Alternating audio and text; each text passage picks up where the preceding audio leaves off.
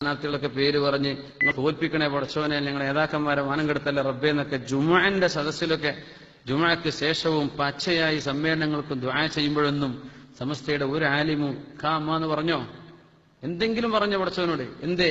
അള്ളാഹുവിന്റെ ദീനിന്റെ ഇസ്സത്ത് അള്ളാഹ് കാക്കും.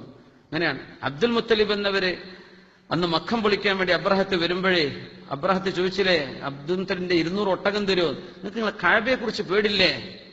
അതൊക്കെ അല്ലാഹു തആല ഇന്നലിൽ ബൈത്തി റബ്ബൻ സയഹ്മീ, അതൊക്കെ അല്ലാഹു തആല നോക്കിക്കൊള്ളും എന്ന് പറഞ്ഞ പോലെ നമ്മുടെ ആലിമീങ്ങൾ ആരും ഇതിന് ഒച്ചപ്പാടുണ്ടാക്കാൻ പോയില്ലല്ലോ. നുണ പറഞ്ഞിട്ട് തിരുത്തേണ്ട അവസ്ഥ വന്നോ? ഇല്ല. അപ്പോ അത് നമ്മുടെ മഹത്തുക്കളായ ആലിം, ഇത് ഏതാണ് നുണ പറയുന്നവർ, ഏതാ സത്യം പറയുന്നവരെന്ന് സാധാരണക്കാർക്ക് ഇതിലും വലിയൊരു തെളിവിന് വേണ്ട. നമ്മൾ പറയാറുണ്ട്, നുണ പറയുന്നവരുടെ കൂടെ പോയത് കൂനു മഅസ് സ്വാദിഖീൻ.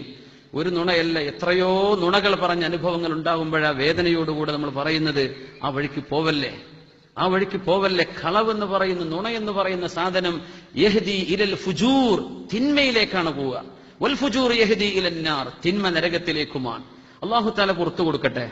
അതുകൊണ്ട് മഹത്തുക്കളായ ആലിമീങ്ങൾ, സയ്യിദന്മാർ, സാദാത്യങ്ങൾ അവരോടൊപ്പം നിൽക്കും ഇൻഷാ അല്ലാഹ്. അള്ളാഹുവിന്റെ ദീനിന് വേണ്ടി എന്തെങ്കിലും ഖിദ്മത്ത് ചെയ്യുക. ഒച്ചപ്പാടുകളും ബഹളങ്ങളിലൊന്നും അല്ല കിടക്കുന്നത്.